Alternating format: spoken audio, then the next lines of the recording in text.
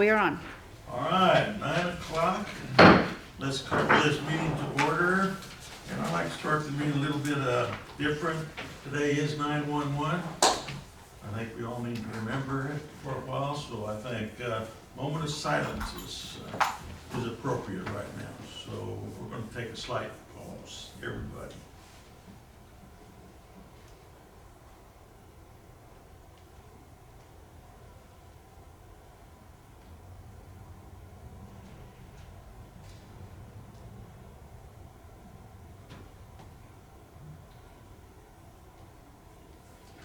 Okay, let's start this meeting. We do have a quorum. Guests, any guests care to comment? Yeah, I'm looking at you, Robert. Yes, I would like to say something. Yes, sir. You know, I would appreciate maybe Dr. Blair or someone, Bureau of Reclamation, Boundary Commission, El Paso Community College, Doniana. I'd like to see them have a course with maybe our water laws in this part of the area, because I know this triggers that and this triggers that. I just have a hard time in my mind, which is not very big. You know, 1 year we have a 4 acre foot early release, and I don't know what triggers carryover water, what doesn't. And probably the next year we're gonna have a 6-inch allotment in June, possibly. And it just doesn't the more research I do, I was always under the impression that the reclamation projects were for agricultural purposes only. Well, they're not. You can have industrial use of the water and everything else. It just surprises me. But I just don't understand how all this works. And to me, if I had a better understanding, maybe I wouldn't listen to everybody and I could straighten people out, or people could straighten me out on the way things are supposed to work. But like I said, this year we had good water, we had an early release. And I don't know why we would have done that. I would like to see the steps, why we're doing that, because the lake is just about dry. And next year, I don't have a lot of acreage here, and I don't have enough to put in wells. But it just, in my pea-brain mind, it doesn't make sense. Well, I don't know what to tell you, Robert, but you've been in enough meetings and you've heard us discuss that decision that we make every year. So I think you would have a better insight on how we do it. We're like you. It's got to snow, it's got to rain, and that's how we come up with it. The water this year, we decided to give everybody a full shot at making some money, because it's been a while for a lot of these poor farmers. So, but anyway, other than that, I don't know how to approach that. I'll talk to people and we'll see if we can do something like that, but it's time that we probably don't have at the moment. Okay? Thank you. Okay. All right, anyone else? Okie dokie. Let's proceed to item 3, which are the minutes of the last board meeting.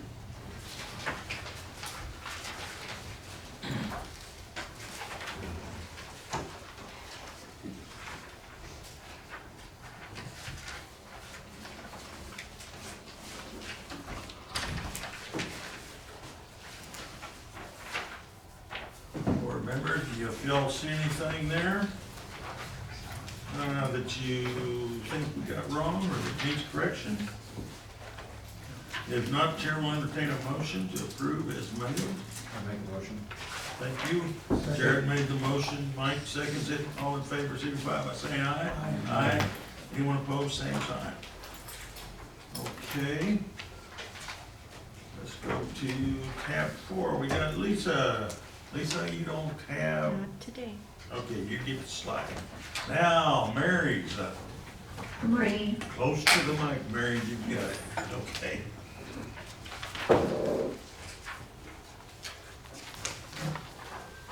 Our first report is our monthly investment. We did have a treasury bill that matured on September 2nd. I'm in the process of reinvesting those funds, whether they'll be with a certificate of deposit or another treasury bill. Okay, I have one question. I noticed in there, since we do have such a large amount, I'm not saying that's not right. Look, I'm looking at the interest rate, and that looks like the best place to keep our money right now. But on that money market fund at Westar, these pledged, securities by Westar, do they also cover that money market? Yes, they do. They do. They cover all our funds. Okay, well, I just wanted to make sure. I got thinking, maybe it only covered a CD or something, but it covers, okay. Great. Go ahead, sorry. There are no, any further questions on the monthly report, we can move to our balance sheet.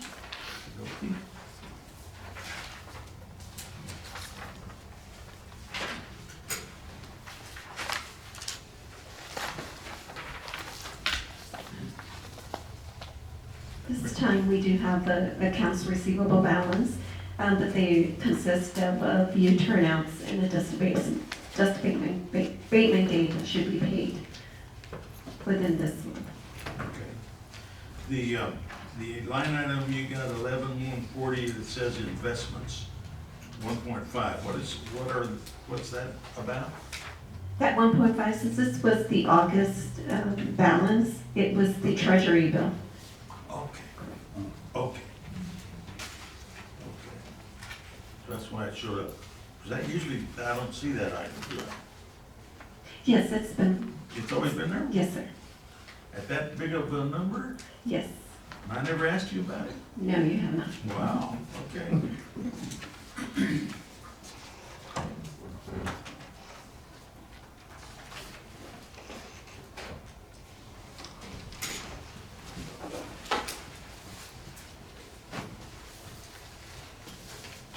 If there's no further questions, our following report is our net revenue.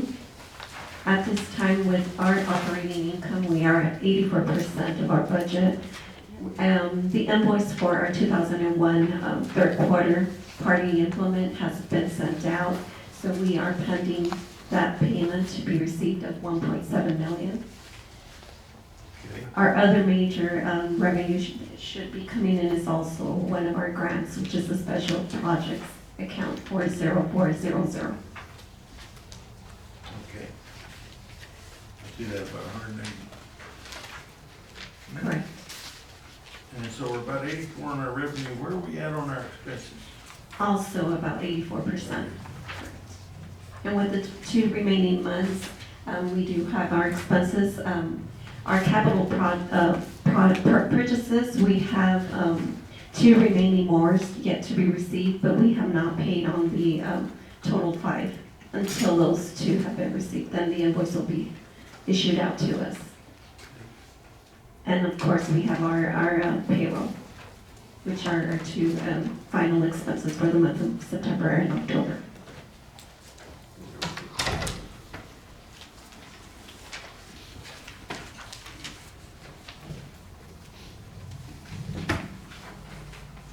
Gentlemen, y'all see anything in that net revenue you want to ask Mary about? Okay, our next report is our $500 check report.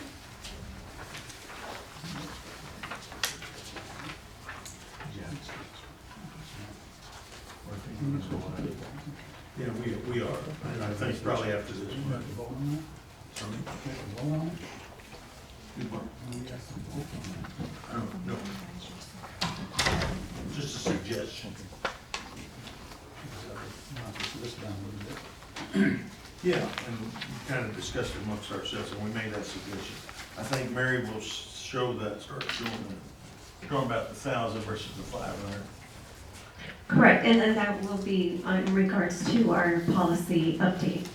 Oh, it's on the, so we do have a policy out there. So we're That's not- line item That's E. under that other tab. Oh, So we're going to get on that. Okay, Number 55. That's, I'm assuming that's on the capital expenditures for equipment for the previous budget. I'm assuming. Yes, Okay. that's correct, yeah, that was one of the Is this last. expenses for the year, or are you expecting another major expense?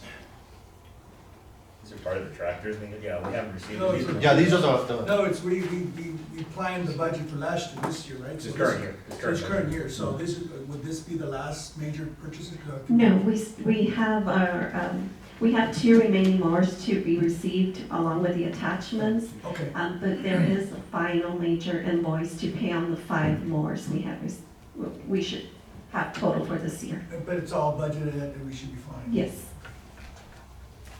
I think that's what Mary was talking about a little earlier too. Yeah. Yeah. On this, number 10, on the herbicides and all this, are we ag exempt on it or not?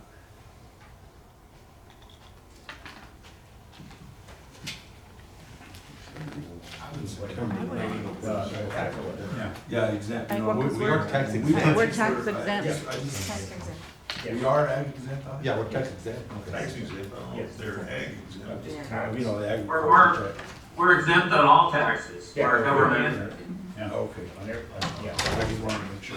but yeah, we gotta comply with that. If you do the math, it's only $19.99 a gallon. Yes, That's pretty cheap. pretty cheap, yeah, I looked at that. 19.99 per What gallon. about 52 and 54 feet? Are those backhoes? The 14 feet? 52 and 52 and 53, I'm sorry. Yes, those are the 2 backhoes that were received here last month. I just guessed, it said mowers, so I just said, I have a mower.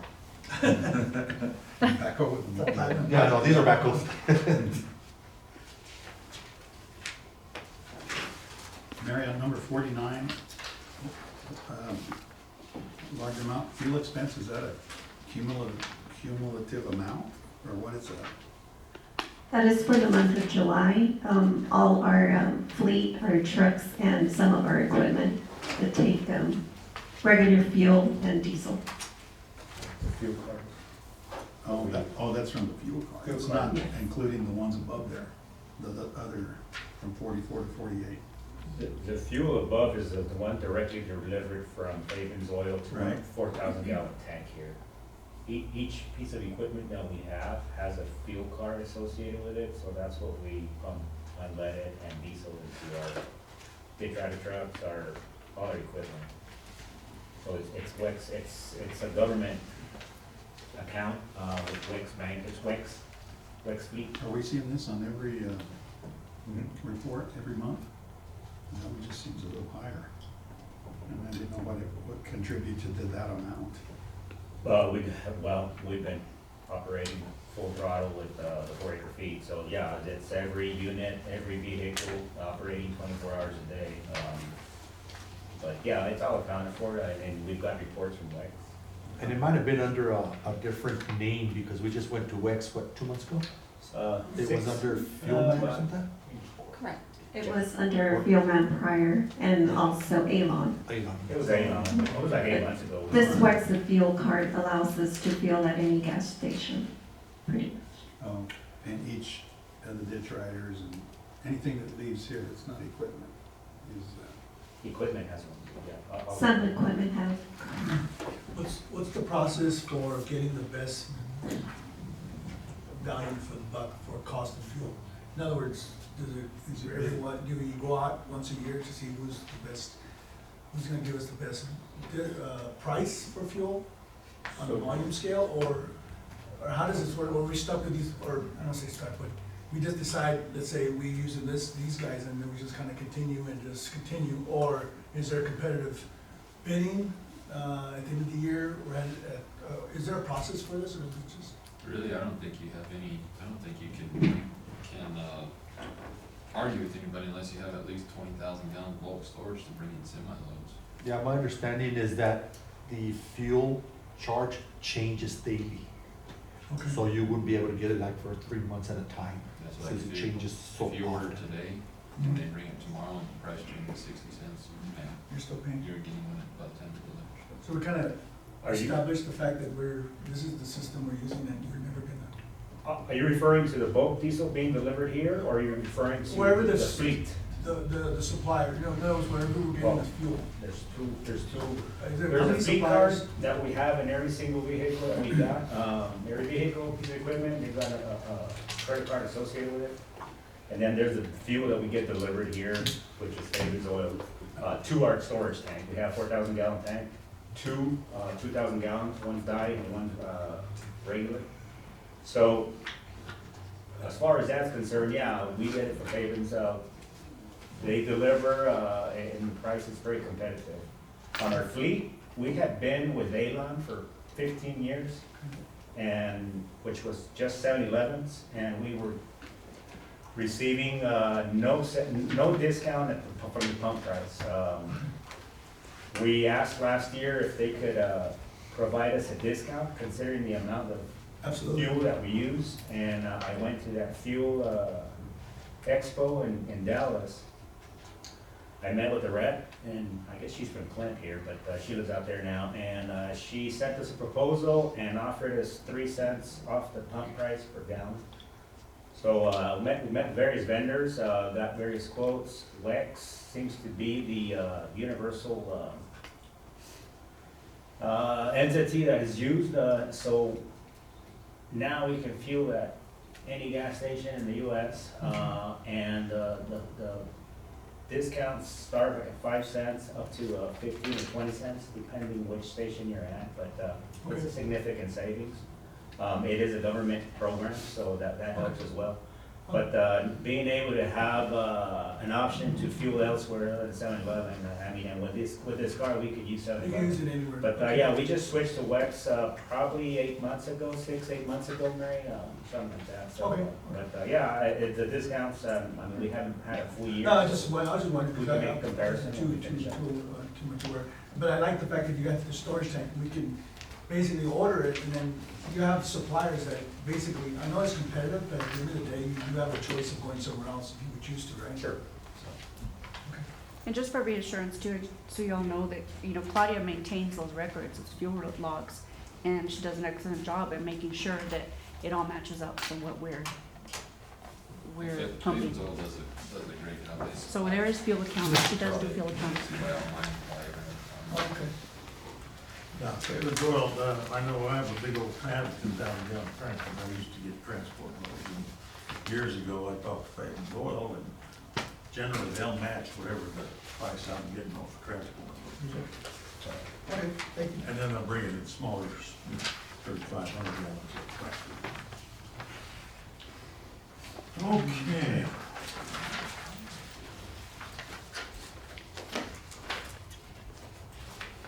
Anything else, gentlemen? on those? Just number 63, what vending machine supplies, is that for, do we have vending machines there, or what is that? Yes. So we have a vending machine that we fill up, and it's actually the employee, it goes back to the employees. We have an account, so when we use it for anything involving employees, we'll use those funds. Oh, So where are it's, they? huh? Where are they, back here or Yeah, it's somewhere? back there in the kitchen. I'm rather observant on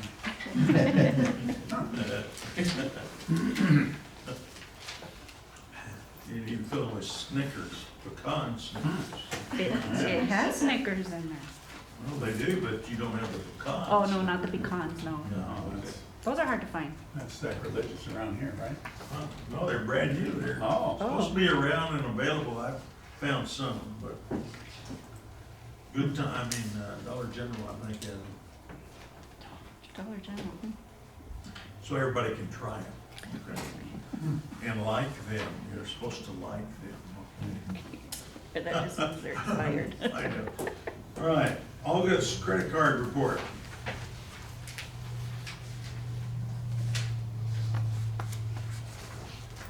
Robert's really a big spender. Yeah, that dang Robert.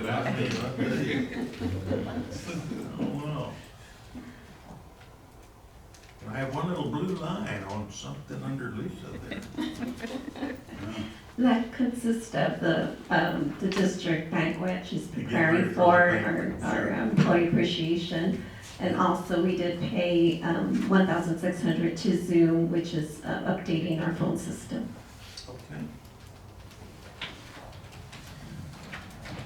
Well, I did notice the weather, Jay, it was 49 this morning, it was 47 yesterday down in the farm, and I left without a little wrap, and I thought, something's going on, and yet the highs are still in the 90s. Okay, next item, we got our legal and consulting fees. Let's see. That's just to keep you all apprised of where we're at, all right? Are we gonna add that deal we voted on last month on here? If there's a charge on the deal for Johnny Stubbs, is that gonna be included on here? So we know which months? No, you know what I mean? Yes, It's gonna be on this page, right? Okay. Legal and Oh, nothing consulting yet. fees, yeah. You would have All right, to follow so I that. think that's important. I'm just Yeah. curious. Okay.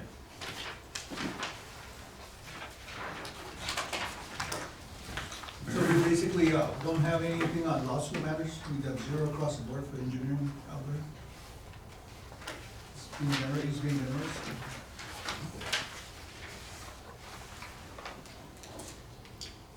I mean, That would fall under the Rio Grande Compact. Okay. He's working on. Is that what it falls under? Yes. Okay.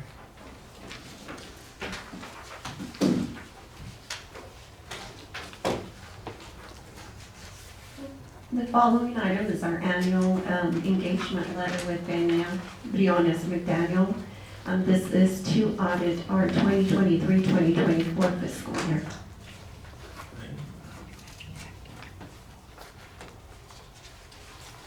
and management is happy with what's going on? Yes. Anything changed from before? Yes, sir. No question. You're, given the fact that you oversee them and you're on the accounting side, what do you feel that they bring to the table versus, are they the same as before, the players that were before, or is it still continuous, or are they doing more? Well, we do have Teresa, who's in charge of our audit. She has done so before with the prior auditing firm. But with the Benya, they are required to do a lot more, and they assess and reevaluate more information. So they've been, Are you feel I do feel The key is comfortable. you. Yes. You feel really comfortable, they're really doing a great job. I believe so. Okay. All right. We do require an approval. Move to approve. Okay. I heard a motion to approve that engagement letter by Mike. I heard a second by George. All in favor, signify by saying aye. Aye. Anyone opposed, same sign. Okey dokey, Mary. The final item is to update our purchasing policy, and this is in regards to the Chapter 49 Water Code. You will see on that update the few items that are marked in red that have been updated. Mhm. On the water code, anything from 0 to up to 25,000, the district is not required to seek a 3-bid process. But internally, our policy had included 500 and above. We are requesting and asking to move that amount to 2,500. Under 3 there, yeah, I see that. Correct. Oh, it used to be 25,000? No, yeah. internally used to be 500 and up. Oh, But the Texas Water Code has it up to 25,000. That's not required.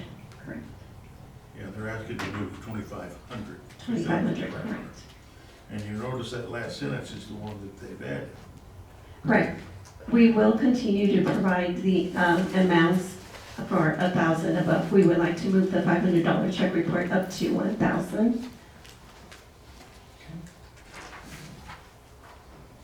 Okay.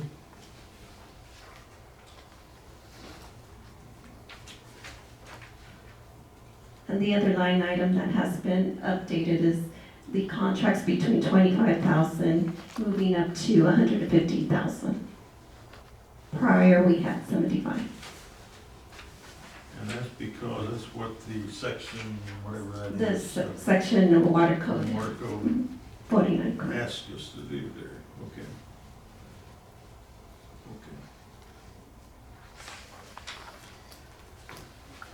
Emergency procurements, same thing, those limits are because of the water code? Yes, those were the only two items that have been updated on our purchasing policy. Okay. All right, so is this an actionable item also? Yes. All right, board will entertain a motion for those changes. I make the motion. All right, Larry made the motion. Second. Jack seconds. All in favor, signify by saying aye. Aye. Anyone opposed, same sign. Okey-doke, Mary. Thank you. Hey, okay, Thanks, Barry. good. Very good, thank you. Hello, Rose. Good morning. Good morning. We have no tax adjustments. I saw that. That's, what, out of the last 3 months or so? Our next report for information purposes will be for the El Paso Water and Lower Valley Water District and tax suits. Just know that there were no leases for Lower Valley or El Paso Water, so they're lost.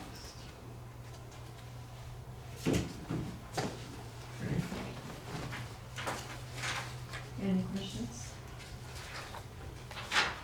13 units were closed? Yes, sir. Okay. Properties which are sold, are released, or not sold. Okay. So down to 241, okay. That's pretty good. Our next report is a comparison between the 2022 and 2023 tax assessment. This same time in 2022, we were at 97.5246%. Right now, we're 97.5690%. So we're still ahead. You're still We're ahead. still pushing for that Get a little closer. increase.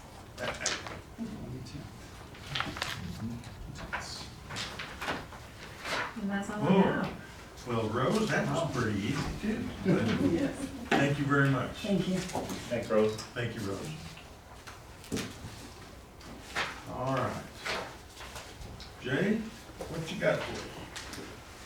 All right, just these two items for, this is essentially a requirement for a Texas Commission Environmental Quality, a submittal on the water conservation plan for our district and a report that we have to submit this with any water right holder above 10,000 acre feet for irrigation use.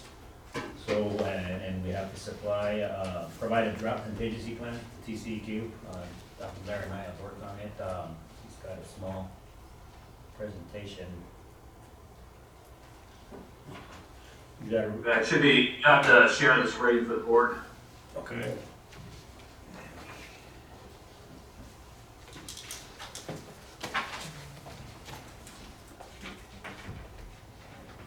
Every 5 years, the district's required by TCEQ and statute to update our water conservation plan and our drought contingency plan. The water conservation plan actually has a considerable amount of new numbers. They want to see, what projects we've completed, an update on potential future projects, and then some other general information about the district. We have copies. This is a draft form right now, but I'm going to go very quickly through this, but this is not something new. We've been doing this for, I think, almost 20 years. But you only do it every 5 years. So if you approve these two reports, they'll be, and TCEQ will review them, and if they accept the reports, they'll be good for the next 5 years on doing that. There's one additional report that's called implementation, and that Jay does that. That doesn't require board approval. That's just an annual update to TCEQ about our conservation projects. So that won't be, since we're doing the plan this year, we won't have an implementation report due until next year.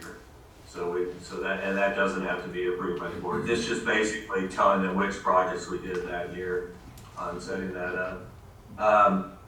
So this structure right here is directly, this outline or table of contents, the categories here are directly from the administrative code requirements for this report. So we don't, it's not unique to us. This is the same titles to all these chapters and subchapters that all water districts in Texas have to submit. They do have a class that's for us, which is a public irrigation district. Of course, we're a water improvement district, and so some of the things that, and there are, under the statutes, there is a chapter that is called irrigation district. We're not in that chapter or governed by that chapter, but we are governed as a water improvement district that does primarily irrigation deliveries. And so there's a slight difference in our report than there is in, say, a report for an irrigation district on setting it up. So 5 to 10 year targets, we've talked about those. You know, you guys have, we've been updating the 5-year plan every year. Changes from year to year depending on contingencies and other things. It's hard to predict 1 year how much water we'll have, let alone how much we'll have in 5 years. Just so Robert understands it, and referring back to that, this report is probably something that that Robert would like to see. It explains some of the process, and we have another fairly detailed report on the hydrology, how the hydrology is calculated for the allocation, Mr. Ivy, President Ivy.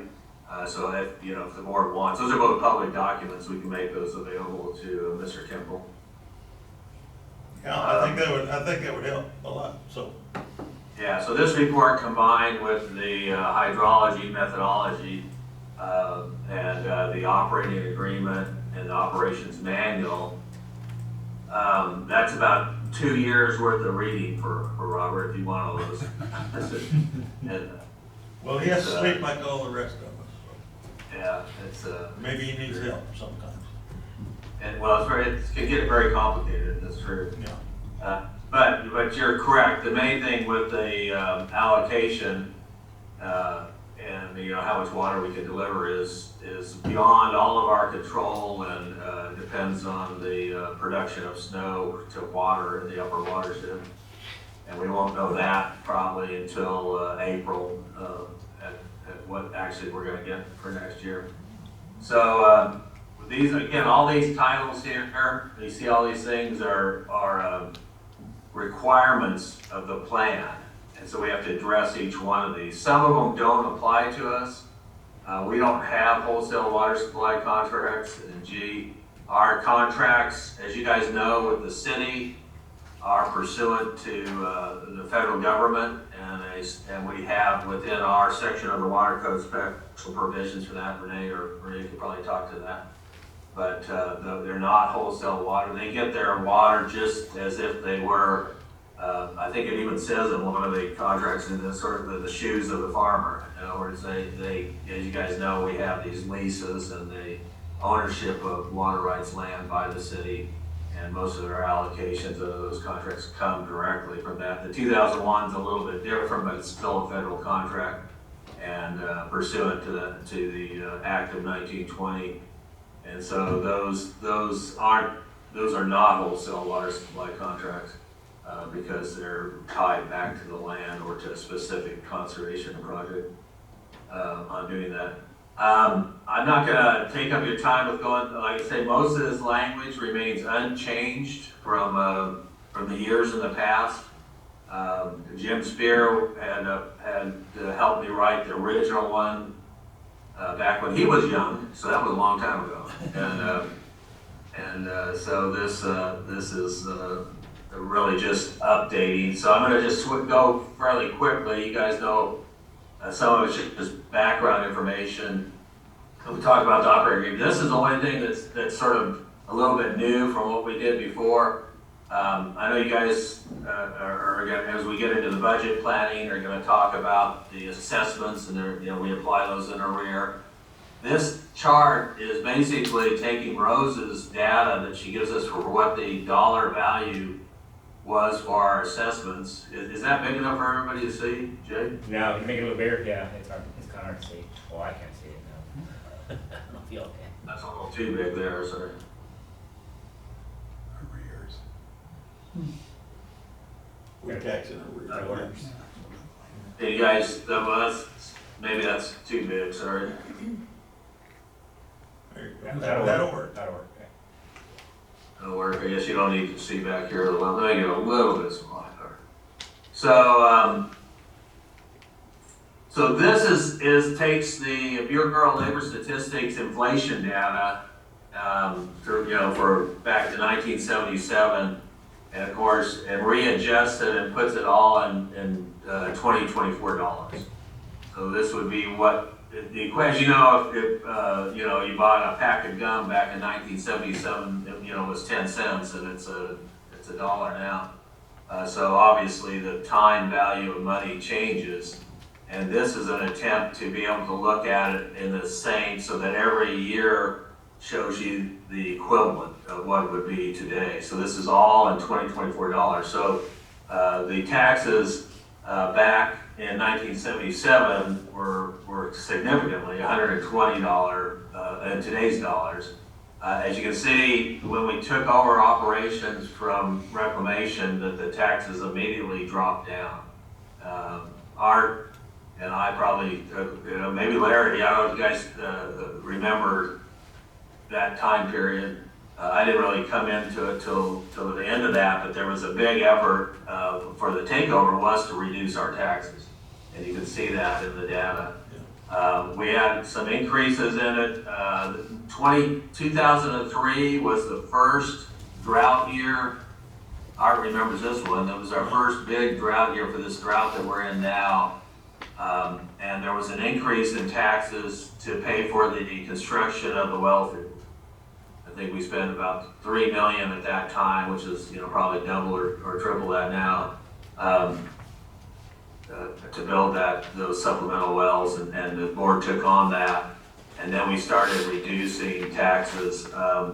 The formal license, the engineering, and then we changed the name to licensing department, came into effect right at that point, and we started bringing in significant revenues from outside sources. And of course, the 2001 contract helped during the wet years. And so these are the adjustments. This is when the operating agreement went in. That was another one that allowed us to reduce. And then this whole time period, I think 2013 is the drought of record. And we were, as you can see, so we made it through the drought of record without having to effectively increase taxes. We've decreased taxes every year. And if we hold taxes the same this year, the rate, the amount for that, it'll actually be a decrease because of inflation on say, I think that it's over the 46 years that there's been a 400% reduction in taxes. So that's pretty impressive, huh? What you guys have done for the last 46 years. So that's really the only new piece, other than as we get down to our projects completed. So this is we went back. I need to change that heading. That's not quite right. Should say complete. I wanted the Water Development Board to know that we started doing water conservation projects. You guys may remember, I don't know, Art, you remember, I'm sure the repayment contract we did with Reclamation back in 1975 with the lateral lines. Yeah. And today's dollars, that was, you guys took on a tax burden of $28 million. You converted it today. I know you guys, that we didn't get as many miles lined as we wanted, and that was the last one we did with them, is I believe they were the contractor in this. But we started, when I first came on board, we started the automatic gauging telemetry that's ongoing every year. We paid through work with the city, the local cost share on the American Canal extension. That was a huge project that would be equivalent of a $120 million project if we did that today. Riverside Canal lining, we've started, there are various projects of that, as you guys know. And these are, again, all converted into today's dollars so that we can compare them. The feeders, I guess, Jay, the feeder's completely lined now, right? Yes, that's correct. Last year was our final on that, so we finished that. And then the Riverside, because we come phase 1A, 1B, and 1C. We did 1C initially under a federal project that we got. And then 1A and 1B have been under, one was a federal grant, the other was a Water Development Board grant. Right now, we have the two big ones, so we're still working with the Franklin Canal Lining Project. Jay's meeting with TxDOT on a regular basis to try to continue extending the line portion of that to the downstream of the loop. And then of course, at some point we'll start phase 2 of the Riverside Canal lining. We've done quite a bit in prep work on that by cleaning it, but potentially we would hope to line that canal all the way. Riverside Regulating Reservoir, we've done a little bit on that. I didn't put that down in because it's internal.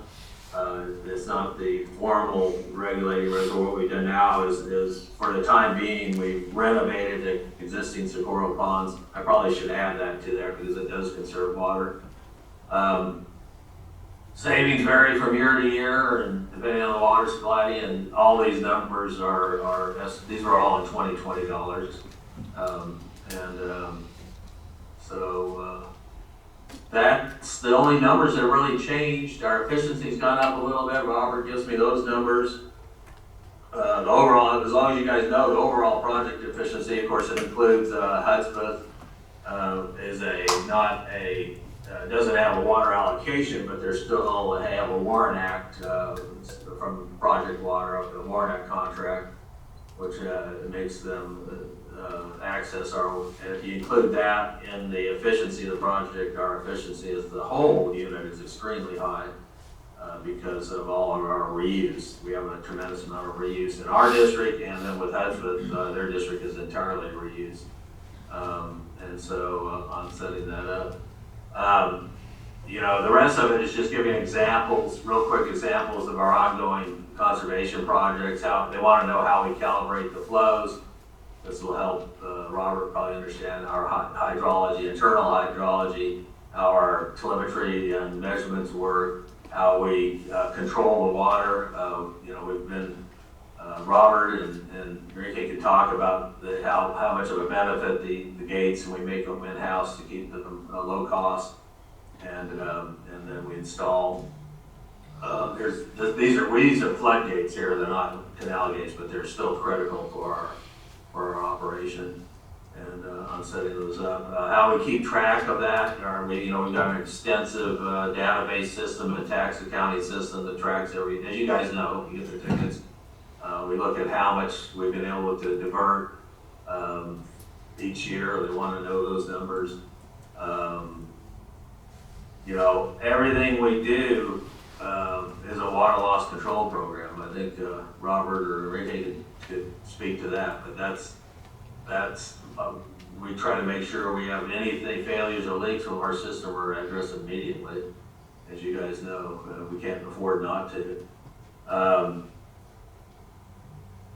Say we don't have any wholesale water supply, and then this is the this would be change that date to today. If you guys approve this, it would be in effect for 5 years. And you can change it in a year. I wouldn't think we need to change more frequently, but the idea of the annual reports that Jay has to do are to keep it up to date on a yearly basis. And so really the next time you'll probably see this is in 5 years from now. So any questions on, that's the water conservation plans. I went really fast on that, but I'll be glad to answer any questions.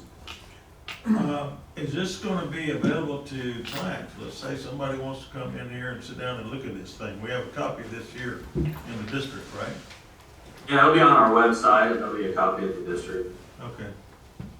And it's on the TCQ, and we have to file a copy of the TCQ, so it's available from TCQ. And we have to give it to the regional water plan, and so they have it, they'll probably put it on their website, and then it also goes to the Water Development Board, so they have a copy, and they may put it on their website. So yeah, it's distributed, it's widely distributed. Our old one's out there right now. If you search for it, you'll see it on multiple places on the internet. Oh, I have a question. yeah. The, as part of the operating agreement, when it was implemented way back when, was the reporting requirements specifically, I mean, you mentioned that it has to be done, I think yearly, but is that a mandate by the operating agreement to do it? And if so, is that done, what time of the year is it done, if it's done? Well, the operating agreement and operations manual is very deep. This is a high-level type of report about the district for the state, and the operating agreement is has requirements that require reporting sometimes within a few hours or immediately. Obviously, it's got emergency conditions and other things. And so the operating agreement covers we collect data every 15 minutes and about, for us, about 20 or so locations. We have about 100 total locations that we measure, but we've got ones that we report, but we make all the locations available instantaneous to the public. It's on our telemetry website. And then each month we have to compile all that data. There's a very extensive process. I talked a little bit about it last board meeting. There's a team of about 8 of us that work almost continuously, with at least the river team people do, to get that data, do the quality control on it, and get it in the format of the operations manual requires. And then we distribute on a monthly basis that information that we collected, every 15 minutes, 15 to 30 minutes.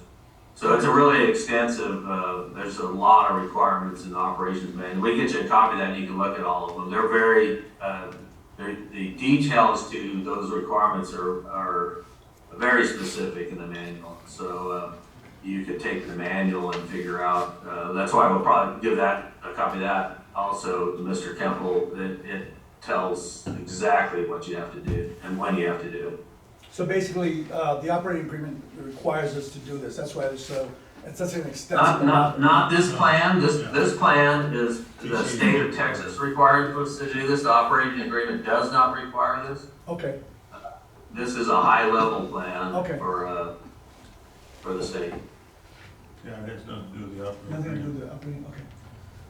I mean, we have to talk, I discuss the operating agreement in this and say that's how we have to tell them how we allocate water and account for water. And so this tells them refers them to the manual. The manual controls, the federal contracts control, and then by us showing them this information to the state, we comply with the state requirements. Okay.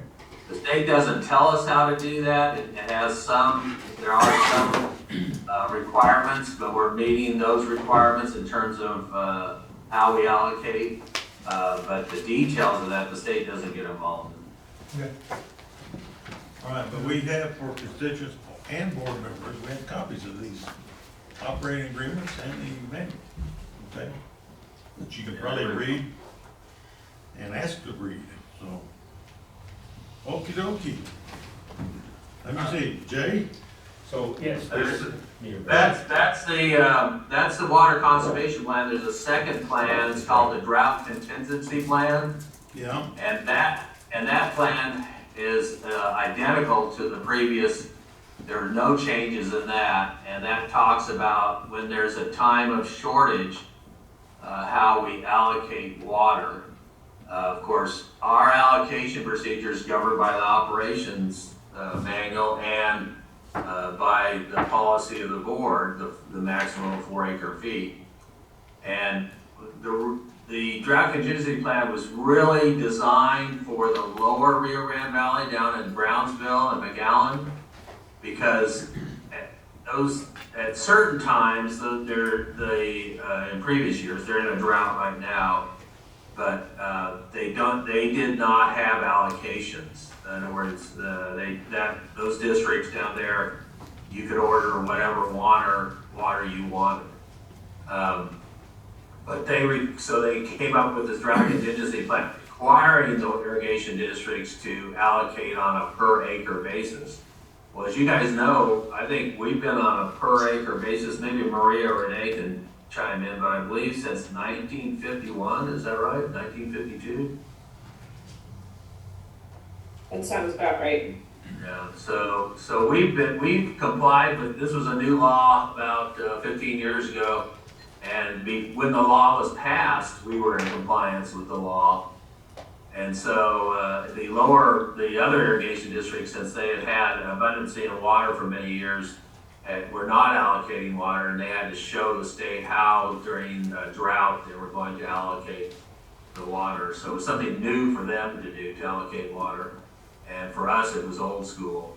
We've got a copy of that too, but I think the only thing that changed in that was the title page. Nothing else has changed. And has a lot of legal language into it that Jim, the only thing I'd ask you before, that if you do, when you approve that one, that with the understanding that I'll send that one to Renee and Maria for their review. It's the last person reviewed it was Jim Spear. Okay, so we're asking for resolution approving stuff that we, upon the approval of our legal team, right? Right. Is that okay? Is that all right? Yeah, that would be how the resolution would read, and that I think for both of them, correct, Al? Yeah, I think they can. I mean, the water conservation plan doesn't have, it's only got a couple of paragraphs they need to review, but the drought contingency plan, they probably should review in its entirety. But I wanted to get you guys, if that's acceptable, then it would incur an additional cost if that's acceptable. I think it would be wise to do. Okay. Approve it upon the approval of the legal team. Okay. Is that okay, Maria, Renee? Yeah, that works. Okay. Okay. If that works, the chair will entertain a motion with those stipulations. Anybody? I make the motion. Larry made the motion. Do I hear a second? Larry, is that motion for both? For both, yeah. Both stipulations. Is that all right? Or do you want to do each by itself? Both should be good. Yes. Yeah, just do both together. I think. Sure. Yeah, for both stipulations. Okay. Make a motion. Larry made the motion that we approve the drought conservation plan and the, what's the other one called? The drought. Drought resilience. Yeah, okay. Whatever you said, that's the other one. Do I hear a second? Really good. Jared seconds. All in favor, signify by saying aye. Aye. Anyone opposed, same sign. Hearing none, motion passed for both resolutions. Okey-doke. Thank you. All right. District Engineers Report. Al, you want to add anything to these items? I was working with Bill yesterday on evaluating the efficiency of the project, since we're getting close to the end. EJD had not turned in their charges yet, but he gave me some estimated numbers. We had estimated about the diversion ratio of about 0.84, and it came out to be almost exactly what we estimated. So we're getting, Phil and I are getting pretty good at predicting the future, I guess, with the project. And that's not a trivial calculation. In that calculating that number 0.84, there's over 1 million other numbers go into it. Over 1 million. That's how many numbers the operation manual requires us to collect. So those is a big number that says basically how much water we released and how much we were charged for in our allocation. That's a ratio. That's why we call it the diversion ratio. Diversion of the amount of water, our allocation diversion charge, divided by the total release of the project. So it's a project-wide estimate of the performance. And we had hoped it had been higher this year. We released about over 600,000 acre feet of water But of that, 16% was lost to evaporation, which is pretty small, almost negligible. But riparian ET is pretty high, the salt cedar and everything else along the river. And then, of course, the groundwater recharge is the most largest component of that upstream. That number is basically only calculated for the part of the river between American Dam to Caballo Dam. And so, but it performed as we predicted it would perform, almost exactly. And so I think, and that fits with all the groundwater modeling and all other analysis we did. So we do know where the water goes. I don't know if I've talked to the board about this before, about 3 years ago, Phil and I undertook and with Robert's help, a new type of modeling. It's called instead of hydrologic modeling, it's called hydraulic modeling. That's the Corps of Engineers river analysis software, which is, I don't know if you guys are going to believe this, but that model actually has to do the math in that model. It has to simulate the water moving in the river every 30 seconds. So we do every 30 seconds of every day, that model simulates where the water is and where it's being diverted. We have to put in the orders, and it's done a very good job of predicting arrival times for us and actual sub-reach efficiencies, showing where the water's being lost.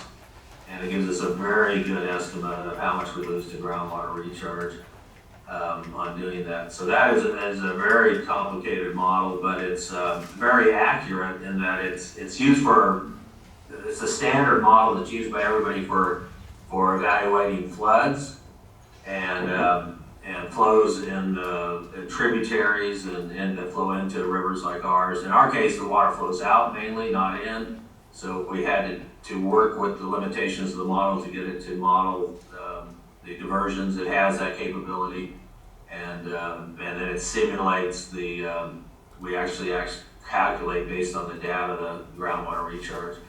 So that model we use primarily at the beginning of the year to make sure we get our water to us in a timely manner, and that's worked really well to do that. And then in a drought year, we'll run the model the entire season. In a full year like this, we stop running the model in sometime in April after the water stabilized and became predictable by normal without computer modeling. So that's we hit this year. The estimate is for the amount of water that'll be in our allocation balance at the end of the year is approximately 50,000 acre feet. We won't have a final allocation till November. We allocate all the water available in the system all the way up to October 31st. This water year ends on October 31st. And then it takes us a couple of weeks to get the data in, and then we all sit down and close out the year.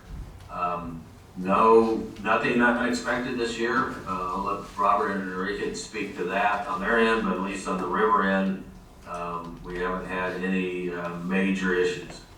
So if you have any questions, I'll be glad to.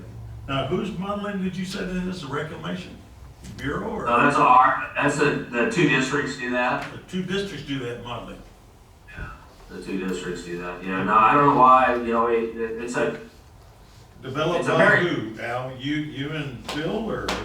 Yeah, me and Fidel do it. We had to do almost all the flood modeling for the river with the Boundary Commission works with us. Reclamation really doesn't have too much of a flood responsibility in the system. So it's been work that we've done with the Boundary Commission over the years. You guys remember the joint commission we had with EPCWID and the city on flood risk? Vaguely. 2018, 2019. Vaguely. Yeah, that was the one that got the river cleaned. Oh, yeah, okay. I also remember a lot of universities trying to get in on this modeling game. I just wanted to make sure I was understanding what modeling you were talking about. Sure, there's generally there's a lot of type of models. The model can be everything from a slide rule all the way up to a supercomputer, right? Yeah. Yeah. or to do an AI simulation. There's two general categories for us. It's hydrologic modeling, which is sort of a very rough or inaccurate type of modeling because you don't know enough information about the geology or the weather or whatever to accurately do that. And then there's a hydraulic modeling, which is very precise. In other words, like you say, we can predict a wave coming down the river with great precision and timing. And one model is used for operations. That's a hydraulic model that we did a couple of years ago and have been using since. So that one is very precise. Mathematically, they're different, and the information that goes into the models is very different. And then the big picture that the universities and somewhat with this litigation and other things do is the hydrologic modeling. It's much less precise. It's typically, very rarely is it used for operations because it can't tell us the information we need to know to actually change a gate or to get ready to change a gate or to put irrigations on or off. And so yeah, it's a different class of modeling, and that class typically, the boundaries involved in that class of modeling, it has been for many years, and we've worked with them. In fact, the model itself was based on work initiated by the Boundary Commission years ago. Okay. Yeah, it's models are, Well, I got a little clearer picture. You remember they tried to rope me in, along with Greg Davier, who got really into that a few years back. Yeah. I mean, anything can be a model. I mean, anything can be, and when people say they're gonna do a model, you have to be extremely careful about understanding what that model is capable of and what the assumptions were that went into it. And it's very easy to abuse. The hydraulic modeling that we do doesn't have those problems because either it works or it doesn't, and you'll know it immediately. If I run a simulation for Robert, he'll know it in a few hours whether it's working or not. Mm-hmm. And so, because it's trying to predict real-time operation, that's why it simulates every 30 seconds. Okay. And so, but anyway, it's the world of modeling is a complete, at times I think very abused environment, and that people, you can get a model saying anything you want. It depends on the model. Okay. Very good. Understood. All right, thanks, Al. Robert? Or Enrique? Ricky. Got Ricky up here. Okay.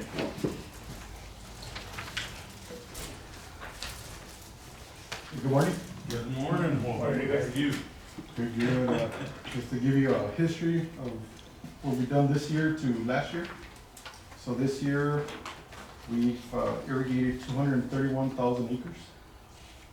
And versus last year, same time frame from the beginning of the season to now to today. Last year, we only did 173,000, a difference of 50,000 acres. Wow. Busy. Yes. So right now, we still have quite a bit of acres to water. How many? We got about 3,000 working on right now, Okay. on the board right now. And from now to the weekend, we got 6,000 acres to water. And there are talks, Mexico's talking about shutting off early, probably on the 20th. They were supposed to have a meeting sometime last week, but they moved that over to this week. So they'll let us know if they'll be shutting down on the 20th next week. Wow. Yeah. Okay. So, also, up to today, we've already irrigated 9 small tracts, 9 groups. So we're still lacking one more small tract. When is that hit? That'll be not this weekend, but next weekend. We'll do, the next following. After this weekend, will be 2 more weekends, and on the 28th until last weekend. 28th? Yes. And as a reminder, your last day to order water is next week on Tuesday, the 17th. And to be ready by the 20th. And you gotta be watered out before the 26th for project water. All right, for the project, until we go off, and there'll be a little bit of return flow, Yes, we're still and you'll gonna start taking those orders when, somewhere around about the 20th. about the 20th? You want us to make a guess on that one? Okay, Or the 28th, we'll see. okay. Kathy likes that. How long are we gonna have the return flow in there? It's gonna be to the 24th of October. Okay. And also, we've been talking about those numbers, those allocations, going by Dr. Blair's numbers from March to July, using his numbers, and we're estimating August and September's. We're roughly gonna be at about 290,000 acre feet for the season. Estimating on August and September, maybe a little bit less. Okay. A little bit more, okay. Very good. Okay, thank you, I appreciate it. Thanks, Enrique. Robert doesn't want to come and talk anymore? No, Robert, he just looks at you and gives you a dirty look. Yeah, I know, I kind of did stare at him. On the return flow area, one of the things that we want to do, because the island main, Pete wants to get in it to start doing the Shark Creek, so, you know, as soon as we can shut that little baby down, we greatly appreciate it. On Island Main, Yeah, okay. so we gotta dry it out and, Oh, wait, it's 341. Okay, Oh, it's over by Hole in the Wall. so, yeah, Like so on the further wall, up, on the okay. riverside. it shuts down the whole island main. Well, no wonder you're looking over at your. He's been staring at me the whole time. I keep- All right, Alan, can you release the screen now? Are you still sharing? He's gone. Al, Oh, he's muted. all right, No, I'm not sharing. Okay. all right, Pete, I think Pete needs the screen, right? Yes, sir. Oh, I forgot to turn it on. Okay, there we go. Now, over on the screen. See if you can figure it out on your own. I'll try. Try my hardest. Y'all need your popcorn? I didn't see any back there. Easy. Well, I'll make you some next time. I will. We do have a popcorn. They're slacking. Can y'all see that, Al, Maria, Renee? Yes. Okay, so, we're still working on some head walls up in the Favens area. We've done about 6 of them. We lack about another 7 or 8. It seems that as they're coming out, as we're completing them, people are requesting them, so, it's a little. Is that a gate, or is that like a drop gate or something? This one is, yes, this is a check gate, but the ones we're building are the turnouts themselves. But, I'll get on with the presentation, but, yeah, these are just some gates. I'm gonna start off with some of the projects that are going on in our welding shop. And, so we're still doing the check gates as they present themselves. Then a little bit of our work on our equipment. This is actually off the gradle, and you can see the wear on the bushing that holds the pin that goes to the bucket. You can see there it's about 3/4 of an inch once you remove the old bushing. And then the picture on the right shows it after he's gone in there, filled it in, and repaired it with the new bushings on it. Wow. The next one is the nose piece on the long reach excavator, which also basically the same thing, where the bucket runs, bushing wears out. Unfortunately, that nose piece is not sold. You actually have to buy the whole arm if you want to replace it. So we got somebody to fabricate one for us, and our welding shop, Jake, is doing all the repairs on it. And there you see him with that nose piece where he's putting it back on. Once we're done with this, we'll build a new bucket, and that machine will be pretty much rebuilt. The whole stick will be rebuilt on it. Wow. That's a hell of a welding team, though. That's a one-man team. How many of those do we have? One man. In the district, the long reach like that one? We got 5. I saw this guy this morning already out there, 4 left. Yeah. We got 5 of them, so, then this is all the work that we're doing within, with the contract that we got with the city of El Paso. This is the bore spur drain, the mesa drain. And then this is up there in the west side, this is right there by W Silver, where they were removing all the steel from our bank. So they finally removed it, we're in there, we're cleaning everything out. We're almost completed with it. All we gotta do is move one of the long reaches out there to dig it out and get all the debris from inside the channel.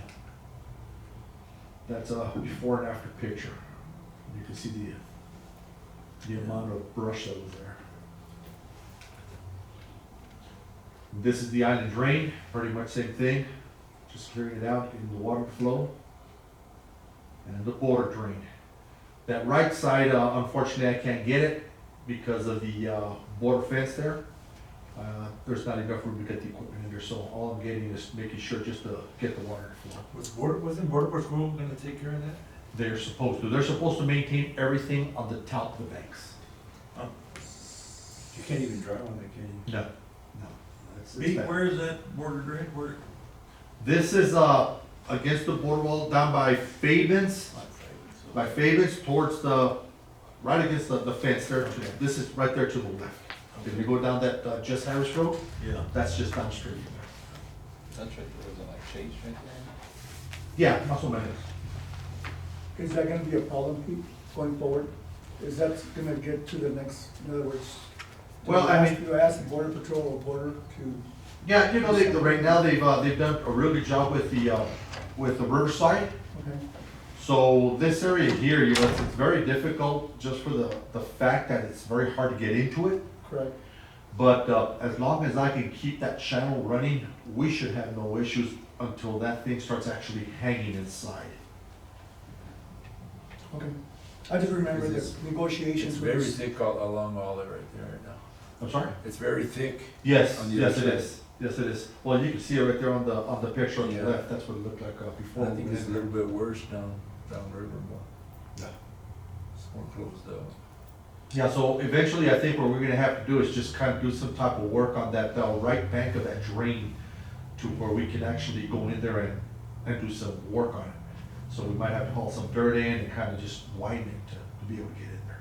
No, I'm just going back to the agreement when they built the wall. Right. That was the understanding. They didn't really give us a choice. This is where it's gonna go and that's all there is to it.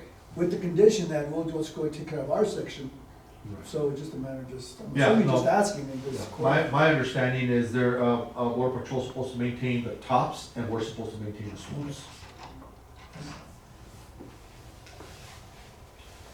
This is the Island Farmers Drain, pretty much same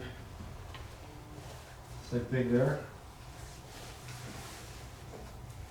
And then some of the work that we're doing on our delivery system, this is dirt that we're pulling out from some of the canals that we dug out a couple of months back. So we're having to remove that dirt from the top of the banks, because the banks are already too high. So we're pulling that dirt, we're bringing it here to the Franklin, raised to Franklin, above the shotcrete, to where we've got the concrete below the dirt, to where we can mow it and not break the concrete. And then on this next picture, you'll see on the left-hand side, we're stockpiling some of that dirt.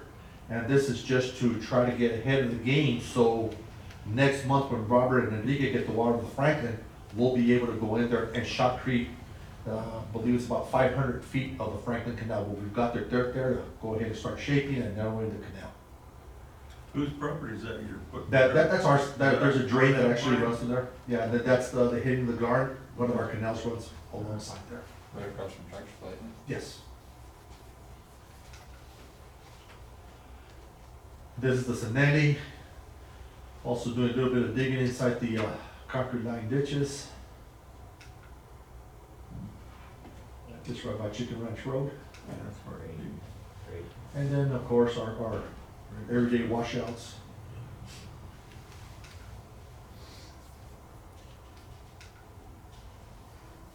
Here's another, that actually got a gopher hole from the field into our ditch. Doesn't look too bad until you start seeing it from the other side. Holy cow. Yeah, so, No, go for it. did a couple of those repairs. There's another one, this one actually started washing behind the concrete, going around the check structure there. So we had to go in there, dig out the whole area there and start compaction from the bottom and work our way up. You know, besides the gophers, we've got these dang ground squirrels now too. Yes, Which there's are a lot of almost, they're almost worse than the gophers, because the gopher usually works about no more than that deep. right. But we have squirrels that are going, Yeah. oh, Over the bottom. So that's a picture after it's been repaired. Of course, these are the turnouts that I was mentioning a few minutes ago, that I just can't keep up with them. We build them, and as soon as we build them, we're having to go out there and install them. This is actually a new install, so it was paid by the farmer. And this is up there by the Montoya main, above off of there. And then our emergencies, this one here, we actually lost the majority of this road within about 3 days. We had that, a little bit of a washout on the downstream side. Within 3 days, half of that road was gone. oh man, okay. And you can see the undermining going on there. So I called the county and we shut down the road.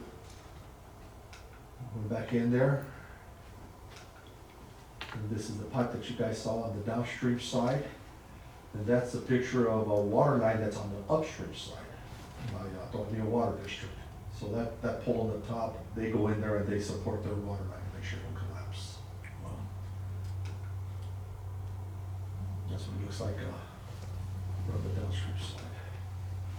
Then of course, 60-inch pipe, 100 feet of it went into this drain. Again, this is a county road, so all the material was paid by the county of El Paso.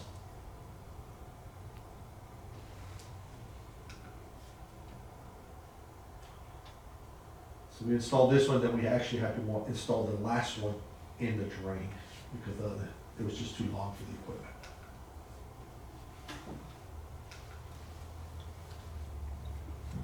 Here we got an AT&T line that actually broke when it collapsed. So we had to cover it up and kind of leave like a section there to have them come back in here and run their AT&T line. We also had to go in there and do some repairs on that pipe that the small track used. So there you see where we had to do some in collar. And then that's after we were completed with the project. Took us approximately about 5 days to do. And then the Socorro Ponds.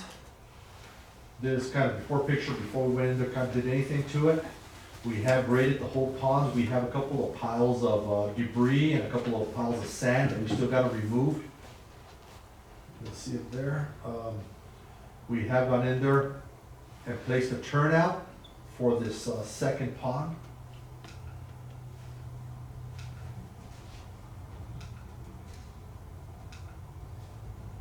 Did some forming, and we actually poured concrete yesterday. This is the canal itself, so we're trying to get the canal ready so that way if Robert and Enrique want to put water into that first pond, they can do so. So as of today, they could put water in there, and now we're working on the inlet inside the pond.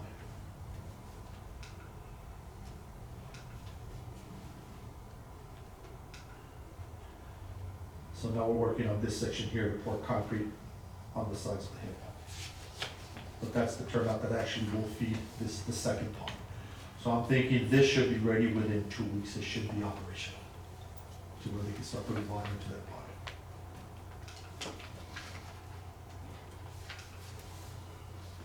which now gives us a capacity in the ponds, plural, how much when you get that, add that second one?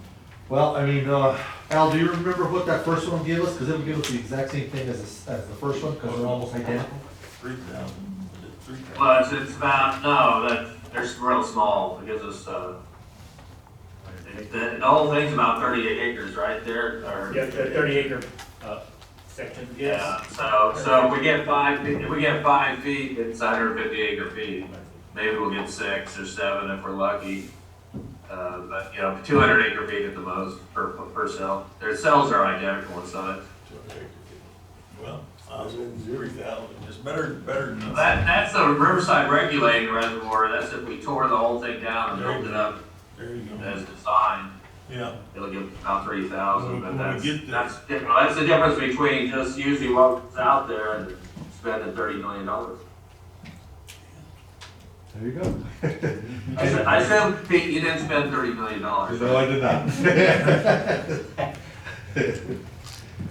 unless the district's gonna start buying lottery tickets. Any questions for me? Pete, thank you a lot. Thank you, guys. Very good. Good job. Thank you. Thanks, Pedro. Thank you, guys. Let's see, we're gonna left here. Okay, what time is it, Tim? Everybody all right? You wanna finish these applications, or we? I don't see anybody. Okay, Sharon, Okay, so Go ahead. the first application is a subdivision thirty-five. under tab 12, right? Yes. Okay. 12A, application 3520 by Waco Land Holding, in care of the Bureau Engineering for subdivision Rio Vista Estates Unit 2. If this is in the Upper Valley off of Borderland Road, licensing has reviewed this application and recommends it for approval. Just the application 3520, right? Yes. Okay. Is Vote this to a new? approve, new one? It's a new development, or is it next to that one? It's next to Unit 1. It's right, it's off of Strahan in Borderland. Yeah. Let's look at it, Mike. That's fine.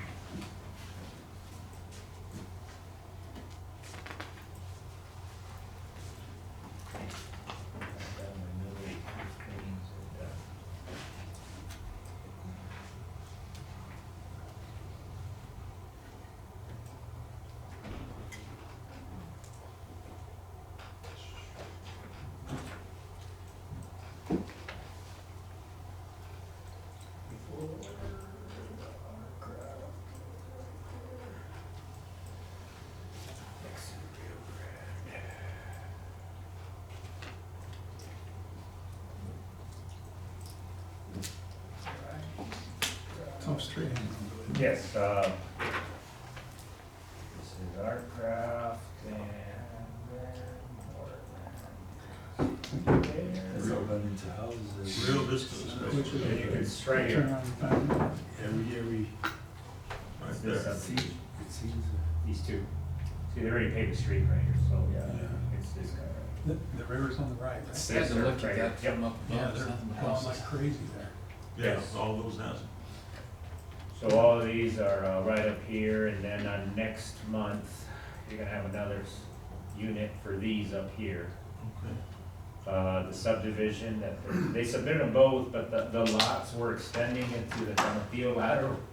Oh, these lots, on paper, they were extending halfway into the Canutillo. I'm like, yeah, you don't own the Canutillo, so he's revising the subdivision. So this isn't the county, it's not in the city.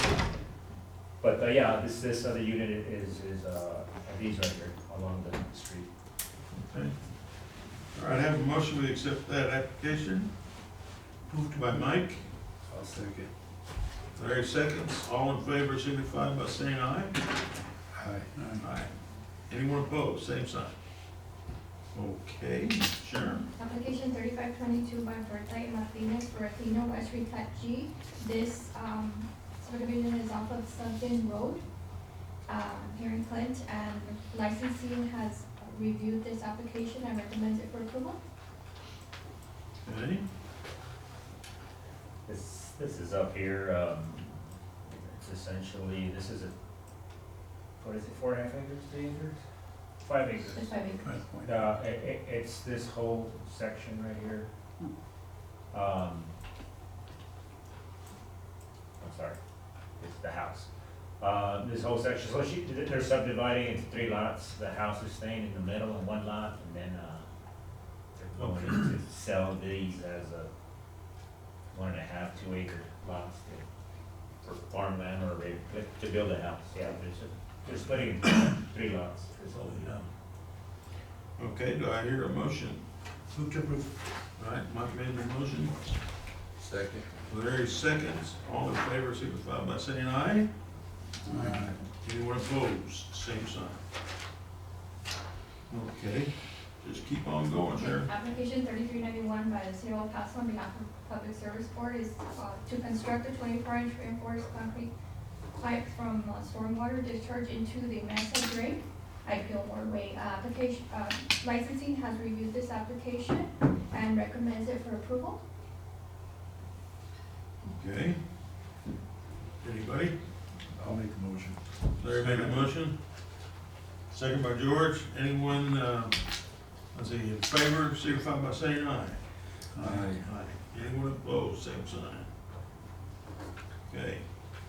Next. Application 3462 by Texas Gas Service Company is to replace an existing 4-inch steel main natural gas pipeline. It's crossing the upper Clint lateral at Passmore Road, and this was an emergency replacement and it's already been constructed. Emergency. So there was an old line that they had repaired? Is that what happened? Yes. Okay. Go ahead, do I hear a motion to approve? Move to approve. All right, Mike made the motion, second by Second, I'll second. Larry. All in favor, signify by saying aye. Aye. Anyone opposed, same sign. Okay. Sharon, next. Application 3523 by Vasquez Pools Construction was for a temporary license. They were remodeling a pool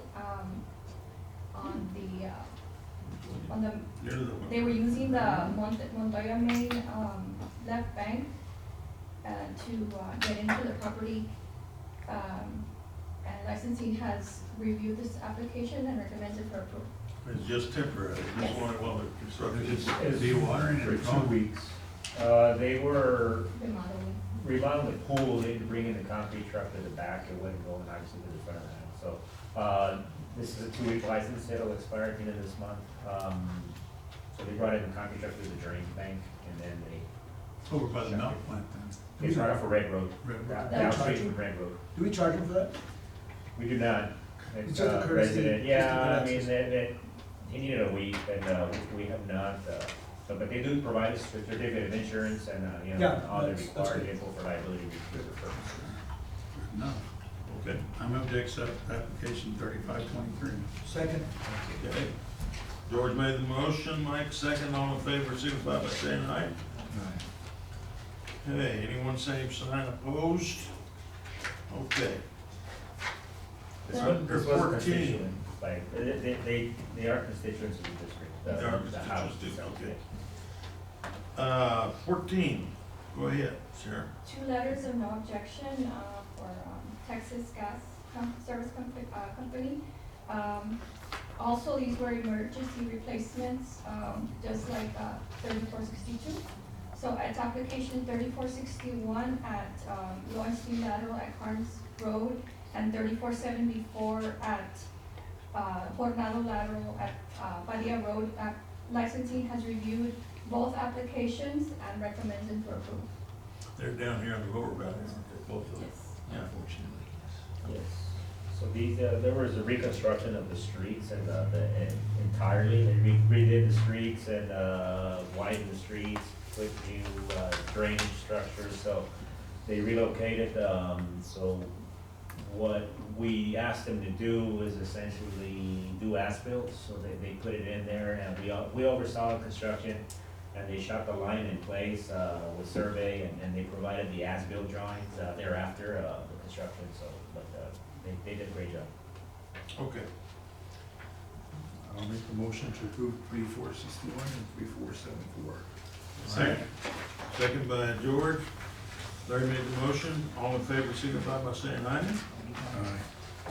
Anyone opposed, same sign. Number 15, my goodness, all right, keep going, Sharon. Application 3417 is for a. 3517. 3517 Yep. is for an application for dewatering for Lower Valley Water District. And they're dewatering into the Franklin Drain, and it's at Camino de la Rosa Road. Okay. Do I hear a motion? I'm sorry, licensing has reviewed this application and recommends it for approval. Move to approve. Second.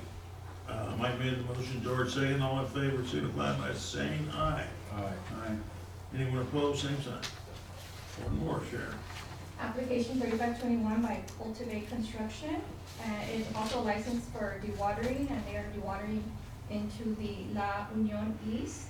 And this is north of Borderland on West Side Drive, and licensing has reviewed this application and recommends it for approval. All right, do I hear a motion? Is that a new one too? A new development? It's Yes. connected to the, That, so, this is on West Side Drive, immediately north of Borderland Road. There's a school, an elementary school there, Gonzalez, I believe. So that used to be the ag field for kind of field, ISB. Icon sold it. Icon Homes purchased it. They'll be constructing a culvert within the La Union East lateral starting on November 1st for access into that subdivision. So it's the only empty lot between school Yeah, there's and nothing Borderland there. Village. Hmm. Yes, There isn't at all down there. it's all becoming expensive housing. Chair will entertain a motion. I move to accept application 3521. Second. George made the motion, Larry second. All in favor, signify by saying aye. Anyone opposed, same sign. Okay, 18, sell surplus district real property. Is there any of those? Yeah, go ahead. Sorry, I recommend that all items under 18 be moved to closed session. Okay, A, B, C, and D, we'll go ahead and move those to close. And then we will return after closed session. Let me look in them here. Okay, well, that gets us to the closed session. Let us go ahead and take a little 10-minute break here. It's 10:31. Let's go ahead and temporarily adjourn right now. We'll be back here in about 2 minutes for closed session.